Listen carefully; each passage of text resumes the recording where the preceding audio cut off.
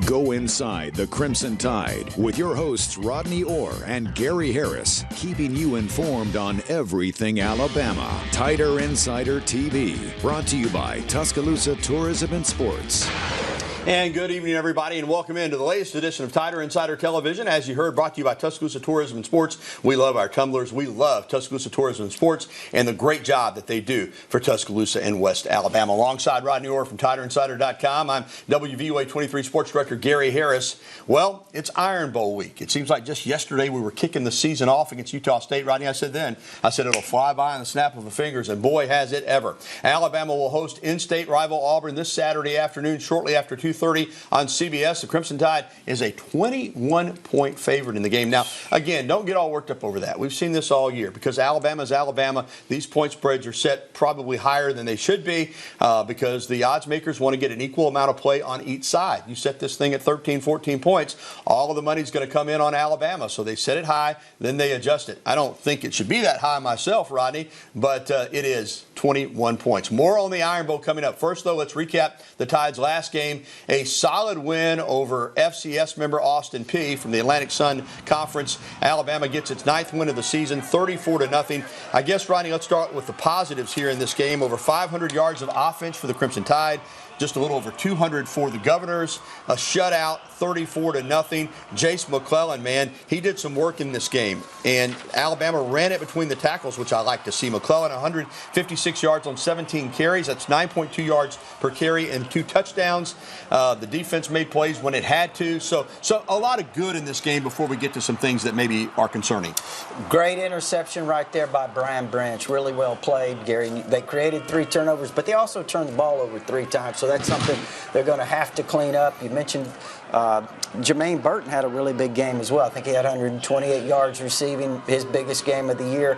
You mentioned the running of McClellan. This is 2 weeks in a row now that Jace has really run the ball very well.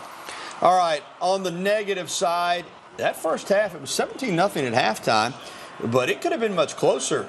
Austin Peay forced a couple of turnovers. They had it inside the 10 twice. They went for it on 4th and 1 at about the 5 and didn't make it. Then they missed a short field goal. Now, the second half, I thought Alabama tightened it up on both sides of the ball. But early on, again, we've seen this a lot, unfortunately, from Alabama. They were sluggish to start this game. Really were. We saw it against Ole Miss. Then they kind of got rolling, obviously, and controlled the second half really well in that game. They came out lethargic in this game. Sometimes when you play these kind of games, we've seen it before between the 2 SEC games at the end of the year, it's a struggle. And it was really a struggle there for a while until, they kind of got things under control. Alabama forced 3 turnovers. We alluded to that. But a couple of those drives started on the Austin Peay side of the field, and Alabama had to kick 2 field goals. In fact, they kicked 3 field goals in the game. Of course, Riker continues to be clutch. But how big a concern is that for you headed into the Iron Bowl? Well, listen, here's what I think. Again, I don't make too much out of this performance. It was a good, solid win. I think that, obviously, this game coming up, they're going to be facing a much better defense. Auburn's playing with a lot of emotion. They're playing really well. They're running the football extremely well the last few games. So I think Alabama's got some challenges in this game. Something else that people have voiced concern about on my radio show, and I'm sure on your TiderInsider.com forum, is the fact that, of course, Nick Saban doesn't care what anybody thinks. He's playing the game to win the game.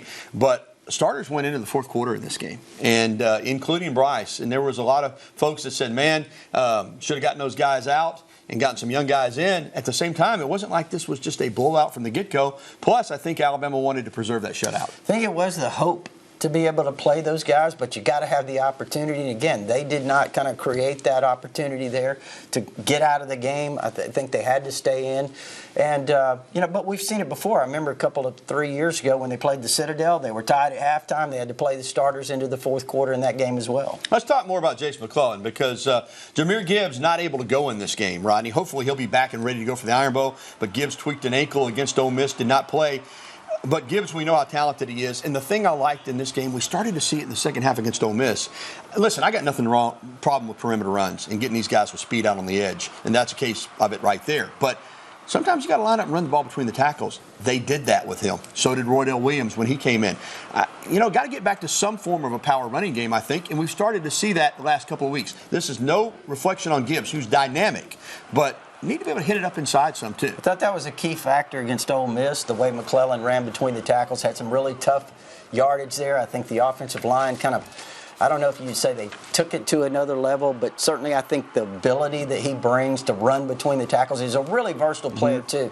Listen, don't sell him short as a receiver. He could be valuable in this game coming out of the backfield. Like I said, hopefully Gibbs will be ready to go in the Iron Bowl. All right, it's now time for Coach Talk. Last season, Ja'Cory Brooks really had a coming out game in the Iron Bowl. One of the signature plays of the season, in fact, the signature play of the season, if you think about it, because if he doesn't make the catch, there's no SEC championship game, and SEC title, and college football playoff and national championship game appearance without that 28-yard touchdown catch that he made from Bryce Young with 24 seconds remaining to help Alabama get to overtime. The Tide went on to win it 24-22 in 4 OTs. Nick Saban says he hopes the current freshman wide receivers take note of that and stay ready to step up on Saturday in the Iron Bowl if their number is called upon. I mean, anytime you got a young player who makes outstanding plays, I think it sets a good example for everybody else on the team that they have the opportunity, capability, and possibilities to do the same thing, but they got to do things right to be able to have that happen. And so, hopefully, we got some young receivers. Hopefully they'll step up. And, Rodney, let's talk about some of those young receivers. We've continued to see them every week because of injuries, because of situations where guys are being brought along. It's been an inconsistent group. But this past week, Isaiah Bond, 3 catches for 19 yards. We saw Emmanuel Henderson, a catch for 14 yards, his first college reception. Tyler Harrell, the transfer from Louisville, he got into the game and had a catch. His first, or maybe his second catch, but he hasn't had many. And Kendrick Law had a catch as well. Obviously, Prentice early in the year. This group of freshman wide receivers, Rodney, I continue to ask you about them, but they're very talented. They're just continuing to get experience, but maybe Saturday is the game where 1 or 2 of these guys bust out. Very well could. I mean, you look at Bond, he certainly brings big play potential. He showed that in a few of these games, Gary. Kendrick Law in the Ole Miss game had 3 or 4 key catches, I thought. Kobe Prentice has had some moments.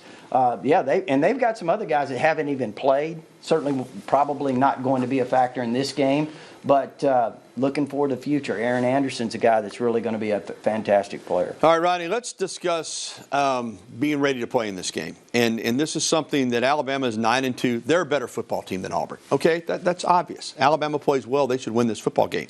Auburn's 5-6. But I'll say this, since Carnell Williams was inserted as interim head coach, they're playing hard. They're playing loose. I mean, they're really playing with great intensity, execution, exuberance, enthusiasm, excitement, all the things that you want from your football team.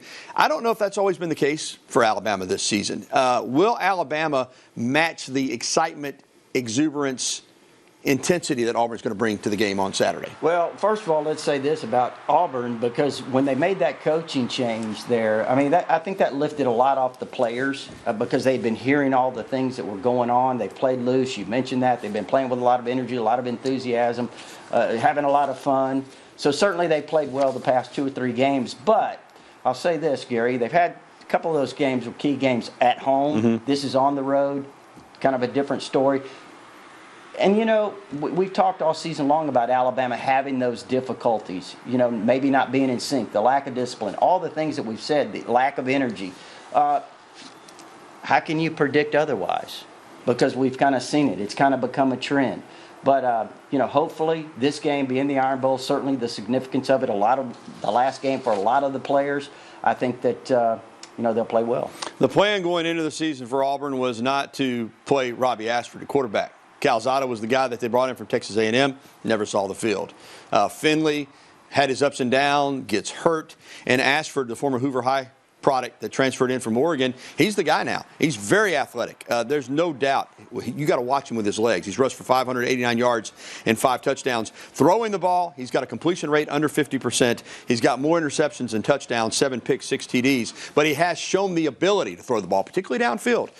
Your thoughts on Alabama's defense against Robbie Ashford? Well, I think that's the thing is you have to – first of all, Auburn runs the ball extremely well. We've talked about Hunter. We've talked about Tank Bigsby. Those are outstanding backs. They ran it really well last few weeks. And if you can kind of control that run game, put the game more on Robbie Ashford, make him into a passer, I think you've got an opportunity to really do good things against their offense. Now, with that said, we've seen some games. Haynes King had a really good game, and he's a guy that had struggled at the quarterback position. We've seen other times when quarterbacks, Nick Calzada, for example, had good games against Alabama. So you really can't undersell him because he does have the ability, as you mentioned, he does have the ability to make those throws. He's just not been consistent. All right, a number of players missed the Austin Peay game with injuries. That continues to be a situation that Alabama's dealt with all year.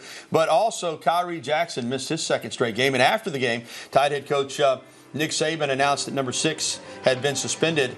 There was no timeline for his return. Jackson hasn't played a snap, as I said, in the past 2 games. He has played in 9 games this season, including 1 start in Week 2 against Texas.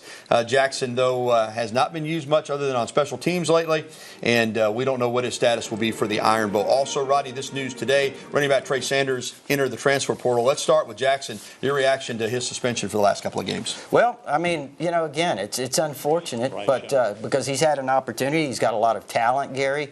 There's no question about that. He's a guy that could have been a really strong contributor, especially here down the stretch. And if you have injuries, that's certainly a concern because it's depth, and he's got experience. So, again, we'll see what he does in terms of the future. As far as Trey Sanders, 5-star out of high school, IMG Academy, predicted he would win a Heisman Trophy. He may have won one had he not had injuries and then that car accident a couple years ago that, quite frankly, he was lucky to come back from and play at all. So he is going to go into the portal. I think everybody that's an Alabama fan wishes him well. The fact that he's been able to come back and play at all has been a major accomplishment. I don't think he's quite physically the player that he was before all this happened. So I hope he lands somewhere where he can get some playing time because I think we're all, as I said, kind of in his corner. Yeah, I remember the 2020 Mississippi State game when they put him in late in the game. I mean, you could see the talent. I mean, Trey Sanders was loaded. But, Gary, look, the things that he overcame to get back to where he was, you certainly wish him well at his next stop. Absolutely. Well, still to come on Tider Insider Television, Alabama soccer advances all the way to the Elite 8, 3 wins away from national championship.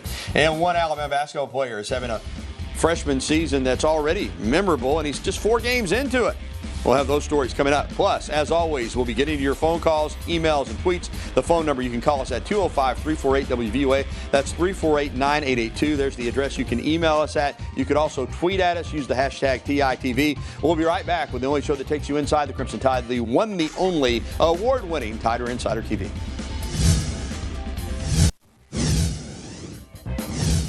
Tuscaloosa at the University of Alabama, people want to support winners, and we've won games, and I thought we've done so in an exciting fashion, leading the country in goals scored, which fans are going to want to see. So I think we've earned the fans that we've gotten in. What a team. Alabama soccer has advanced to the quarterfinals of the NCAA tournament with a 3-1 victory over UC Irvine. Felicia Knox scored 2 goals to lead the number 1 seed Crimson Tide to the win. This is the 19th straight home win for Alabama. They have a perfect 12-0 record at the Alabama Soccer Stadium this season. They'll be tested now coming up in the Elite 8 on Friday at home at 6 p.m. against Duke. Duke knocked off South Carolina. You'll remember South Carolina beat Alabama in the finals of the SEC tournament, so it's not going to be easy. But this Alabama soccer team going where no Alabama soccer team before it has ever gone, and they're not done yet. Welcome back to TITV, brought to you by Tuscaloosa Tourism and Sports. Alongside Rodney Orr, I'm Gary Harris. Alabama men's basketball is spending Thanksgiving on the West Coast, out in Oregon, to take part in the Phil Knight Invitational in Portland. Alabama will face Michigan State on Thanksgiving night. Tip-off is scheduled for 9:30 local time in Alabama. Other teams participating: Oregon, UConn, Villanova, Iowa State, Portland, and North Carolina. So this is a loaded field. The now 18th ranked Crimson Tide got a 4th victory of the season against Jacksonville State this past Friday night in dominating fashion, and Alabama overcame a slow start and roared back to win 104-62. Brandon Miller continued being a dominant player as a freshman with 28 points, 8 rebounds, and 3 assists, and he is the SEC Freshman of the Week. Rodney, we knew this guy was good, but still, until you actually see someone play, it's more like, yeah, we know he's good, he's got a lot of talent, will he do it? Listen, I'd love to see him come back and play 2 or 3 years here. My prediction is 1 and done. I mean, I think he's a special talent. Yeah, he really is. I mean, with his size, his ability to shoot, Gary, the fans on TiderInsider.com, they haven't been this lit up about a player in a long time. They're really excited. I know that. And he's, like you said, he started hot. And I tell you what, though, this competition coming up is going to be really interesting. When you play Michigan State, and remember, Tom Izzo is a mentor to some degree to Nate Oates. When Nate Oates was coaching at Romulus at Michigan, it was Tom Izzo that he would bring in to talk to the team and counsel with him. And he learned a lot of basketball, learned a lot of toughness. Michigan State is tough.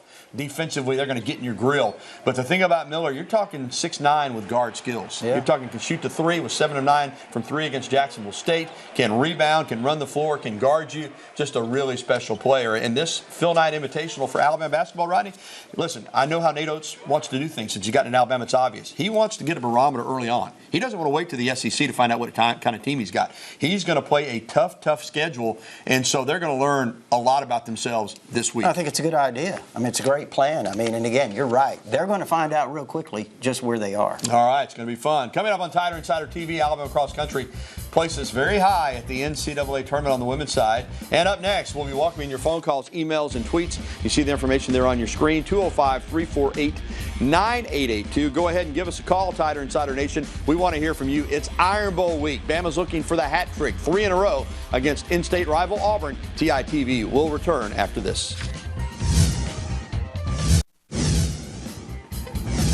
On Saturday, the Alabama women's cross-country team raced to the best finish in program history, finishing third at the national championship meet in Stillwater, Oklahoma. The women's team captured the program's first NCAA trophy, which goes to the top 4 finishers in the team standings. The women were led by rookie Hilda Omoliani, who finished 6th with a time of 19 minutes and 45.6 seconds. In all, the Tide had 4 women placed in the top 16 and had 1 other runner finish in scoring position. Previously, the best finish by the women at the cross-country championships was 1987, 6th overall. Alabama's men's team finished, quite frankly, a disappointing 27th, but the women were outstanding. All right, welcome back into TITV. Real quickly, Rodney, the top 4 in the college football playoff rankings: Georgia, Ohio State, Michigan, TCU. LSU is 5th, USC 6th, Alabama 7th, rounding out the top 10, Clemson, Oregon, and Tennessee. All right, let's jump out on the phone lines, and Sammy's with us to lead us off up in Walker County. Hey, Sammy.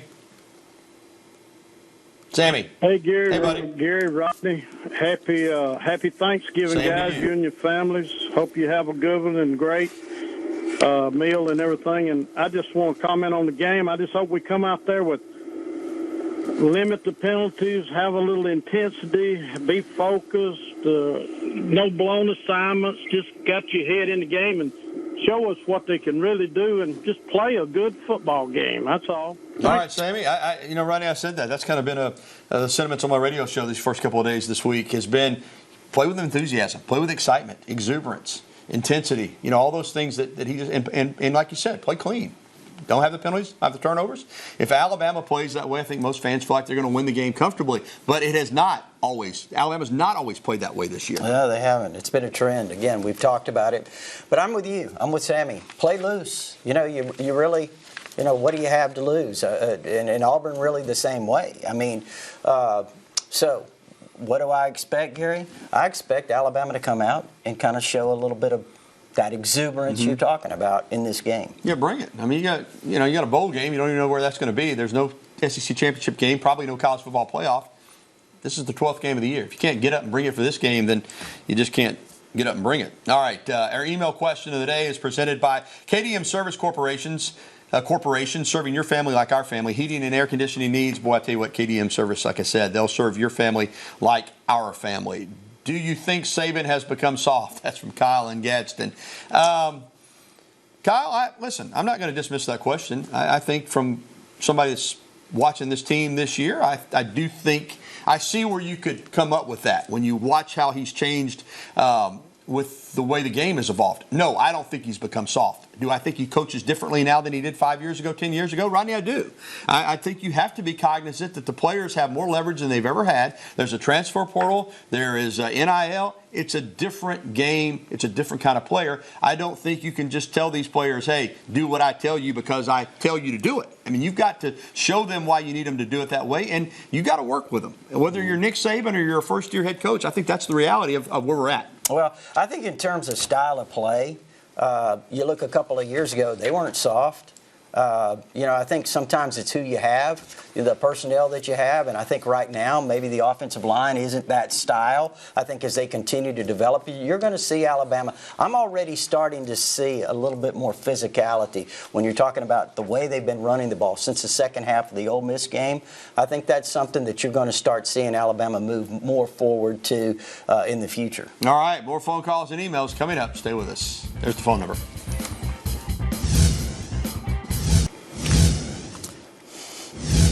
We're rocking and rolling on TITV tonight with Rodney Orr. I'm Gary Harris. Let's get right back to the phone lines, Rod. And we've got a caller ready to go here on the Tider Insider Hotline. It is Combo from Tuscaloosa. Hey, Combo. Hey, guys. Enjoy your show. Thank you. I've heard a lot about the offensive coordinator and defense coordinator, and I think that there are some problems there. I think Bill Bryan O'Brien would be a better head coach than he is an offensive coordinator. But I've watched these lines just struggle, and I don't see a lot of replacements. I know there's a lot of guys on the roster on offense. It looks to me, it appears to me that the defense they're set up in the right defenses, but the linemen just aren't making the plays, and on offense we're not blocking. All right, Combo, we got to move on. Line struggles on the offensive side of the ball. Eric Walford, his first year. I do think there's some issues there. They're trying to get better. Defensive line play has been an issue too, Rodney, real quickly, but that's an area that they're trying to get better in every game. I think the tackles have probably played a little better. The interior has been a little bit of a struggle, and I do agree sometimes the inconsistencies on the defensive front. All right, thanks for the phone calls and email. We'll be back to wrap it up with our Iron Bowl predictions right after this. All right, Shane Lyons has being back to Alabama after being the AD at West Virginia. He'll really help out Greg Byrne there in the athletic department. Prediction time, Rodney. Well, look, I think it's going to be a close game. I think Alabama pulls away late, though. It's 30-14 is what I have it. All right, let's see it. 30-14. Yeah, Rodney, I don't think this is going to be an easy game by any sense of the imagination. I think Auburn's going to be ready to play. I think they're going to challenge Alabama physically. I still think Alabama's a really good football team, and they are 9-2. And I think as this game plays out over 4 quarters, Alabama's going to pull away and wind up winning it comfortably. I mean, the last 5 Iron Bowls in Tuscaloosa really haven't been close. 6 of the 7 since Saban's been here haven't been close. The only time it was really close, Auburn won it 28-27. I like Alabama to get it done on Saturday as well. All right, thanks for tuning in to ITV, presented by Tuscaloosa Tourism and Sports. A replay tonight at 10:30. Plus, you can catch it anytime at WVUA23.com. For Rodney Orr, I'm Gary Harris.